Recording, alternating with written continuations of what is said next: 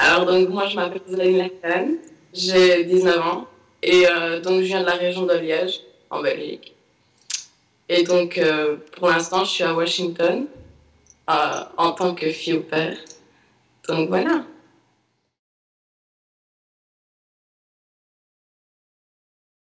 Au quotidien, je m'occupe de deux jumelles, deux petites filles de 9 mois. Donc, la journée, je m'occupe. Mon horaire, c'est que je m'occupe d'elles toute la journée et les parents viennent après leur journée de travail et s'occupent d'elles. Donc, moi, je les ai généralement. Mon horaire change tout le temps, mais généralement de 8 heures à 5 heures. Donc, la journée, on fait plein de choses différentes. On va au zoo, on va au musée, on va à la story time. On fait beaucoup de choses différentes et on essaye de sortir un maximum parce qu'elles sont petites, donc elles ont besoin d'air frais aussi.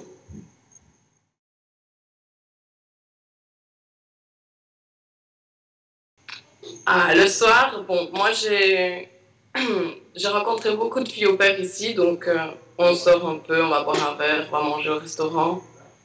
J'avais aussi une grosse crainte avant de venir, c'est de prendre du poids, parce que l'Amérique, c'est les fast-food aussi.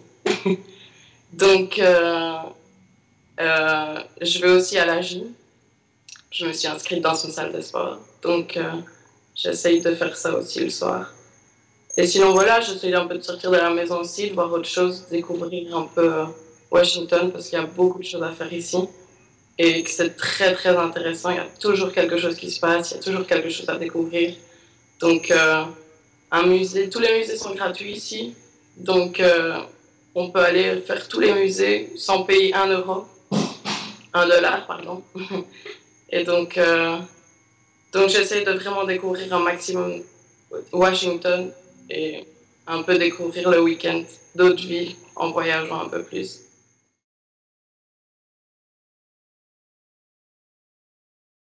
Donc les petites ici, elles sont petites, donc c'est assez facile enfin moi, pour moi au début, c'était assez facile de m'introduire dans la famille avec les petites parce que elles sont adorables et qu'elles t'adoptent directement.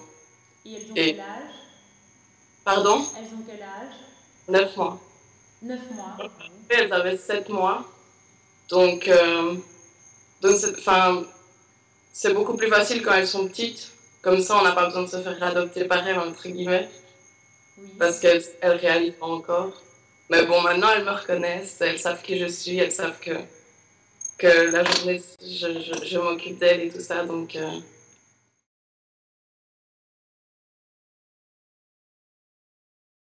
ça dépend de mon horaire. Mon horaire change souvent parce que le papa est prof à l'université. Donc, par exemple, aujourd'hui, ben, c'est pas moi qui les ai réveillés, c'est pas moi qui les ai préparés le matin, parce que lui, il est là jusqu'à 9 heures. Donc, ça dépend un peu. Mais généralement, c'est moi qui les réveille, c'est moi qui les prépare au matin et qui leur donne à manger et tout ça. Et après, on part un peu et on va voir ce qu'on va faire la journée, quoi.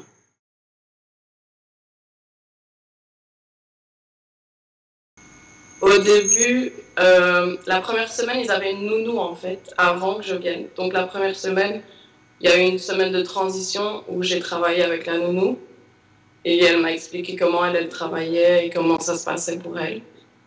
Ensuite, après, donc, je faisais beaucoup de choses dans le quartier ici. On sortait, on allait se promener, mais bon, ça devenait un peu rébarbatif. Donc, j'ai demandé si je pouvais prendre le métro avec les filles. Et donc, ils m'ont autorisé à prendre le métro avec les filles. Donc, maintenant, c'est beaucoup plus facile de se déplacer, de prendre la poussette et d'aller un peu plus loin et de voir beaucoup plus de choses avec elles. Même si elles sont petites, elles ne se rendent pas vraiment compte, mais elles savent que c'est quand même un environnement différent. Et donc, on sait que ça leur plaît quand même de voir un grand musée ou waouh, le zoo, les animaux, des trucs comme ça.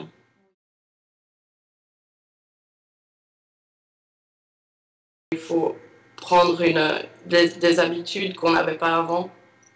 Et des jumelles, c'est faire tout en même temps. Parce qu'il y en a une qui a faim et l'autre elle a faim en même temps, et une qui pleure, l'autre elle pleure en même temps. Donc il faut vraiment s'adapter à ça, quoi. Ça dépend avec toutes les familles, ça dépend parce que... C'est elle qu'on entend? Pardon? C'est elle qu'on entendait derrière? Ouais, elles sont en train de manger là-haut. Tu Tu pourrais nous les présenter ou non, c'est un petit peu compliqué?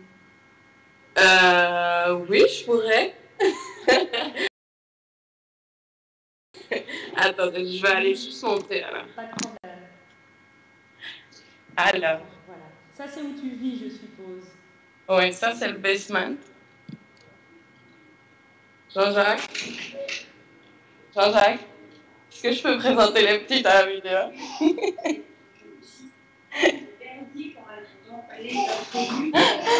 Jacqueline! Alors voilà, ça c'est Jacqueline. Dis bonjour Jacqueline. Bonjour. Bonjour. C'est quoi, c'est Jacqueline? Bien? Et voilà Nora qui mange son... Bonjour. Nora, elle se demande ce qui se passe. Elles sont en train de prendre à manger. Ouais, voilà. Là, elles sont en train de manger. Ok. Non.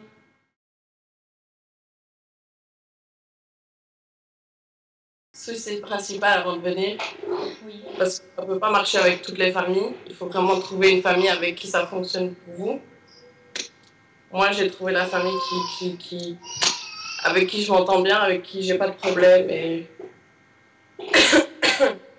en plus, le papa ici vient de Paris, donc on parle français entre nous. Donc niveau anglais, j'avais pas de problème avec l'anglais avant, j'en ai toujours pas maintenant. Mais c'est quand même rassurant de parler français à la maison, dans le sens où tu te sens quand même un peu à la maison, quoi.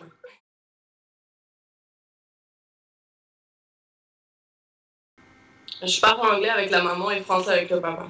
Donc c'est assez pratique en fait.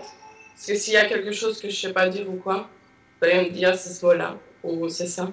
Et moi en dehors d'ici, ben, le lundi soir je vais à des cours à la bibliothèque, c'est gratuit. Toutes les bibliothèques ici ont des cours d'anglais, entre guillemets, gratuits.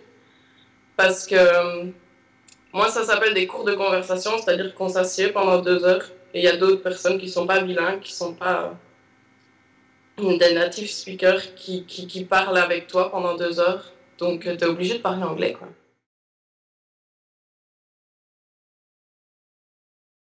Il faut, donc, dans le programme au pair, il faut compléter 6 crédits. Donc, on peut prendre n'importe quel cours, c'est pas obligé de prendre des cours d'anglais, hein. Moi, je veux prendre des cours d'anglais parce que je veux vraiment, vraiment revenir complètement bilingue à la fin de mon programme. Mais on peut prendre tout et n'importe quoi comme cours. On peut prendre des cours de photographie. Moi, j'ai même vu des cours de cuisine. Enfin, c'est vraiment très diversifié. Mais il faut faire juste attention. On a 500 $ que la famille nous donne pour ces cours-là. Mais les cours ici à Washington, enfin, les universités sont très, très, très, très chers. Donc, il faut vraiment faire attention à quel cours prendre et enfin, savoir que ça vaut son argent, quoi. Parce qu'il y a des cours qui sont très chers et qui ne valent pas leur argent, et il y a des cours qui sont très chers et qui valent leur argent. Donc voilà.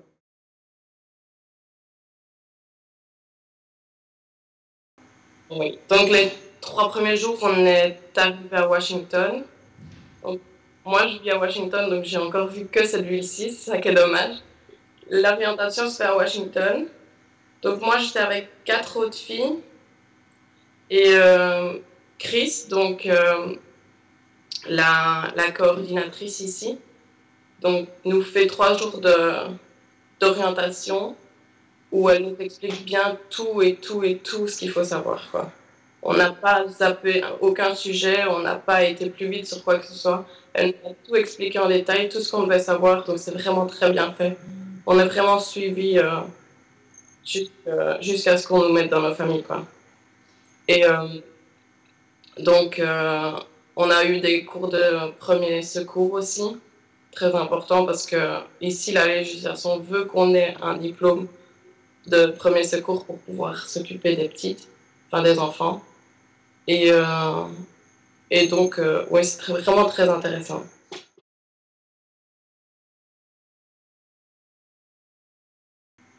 Ouais, on était donc 5 pour mon groupe. Maintenant, je sais bien que ça varie en fonction des mois. Le mois passé, ils étaient 10. Le mois d'avant, ils étaient peut-être 30, je sais pas. Et on était 5, une de Bolivie, une de Chine, une de Mexico et l'autre d'Espagne. Donc on peut voir vraiment que c'est tout le monde réuni. Les filles au pair viennent de partout, partout. Et c'est vraiment très intéressant parce qu'on peut découvrir plein de cultures différentes restant rien qu'avec des filles au pair. Donc c'est vraiment super sympa.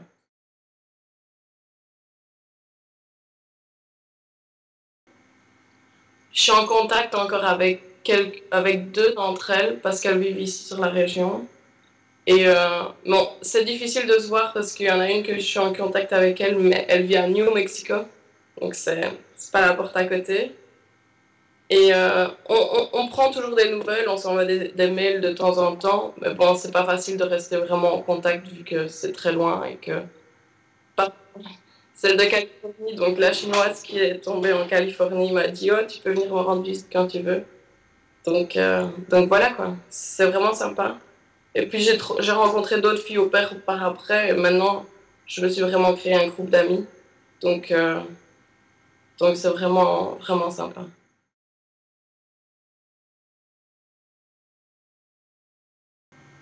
Euh, je dirais de foncer, d'y aller, parce que parce que c'est vraiment une super, super expérience. C'est vraiment génial. Mais il faut se rendre compte de ce qu'on fait avant de partir. C'est-à-dire qu'il ne faut pas y aller en se disant «Ouais, je vais aller là-bas parce que c'est l'Amérique, c'est sympa et que je vais faire la fête toute la journée». Il faut se rendre compte qu'on va s'occuper d'enfants, qu'il faut être patient. La patience, c'est le mot d'ordre avec les enfants. Et, et qu'il faut vraiment se rendre compte qu'on va vivre un an dans une famille qu'on ne connaît pas. Il faut savoir faire des compromis, être assez facile à vivre et pas être difficile. Pas être difficile du tout. Savoir s'adapter et avoir l'envie de découvrir une autre culture. Vraiment. Et, euh, et aimer les enfants. Vraiment aimer les enfants.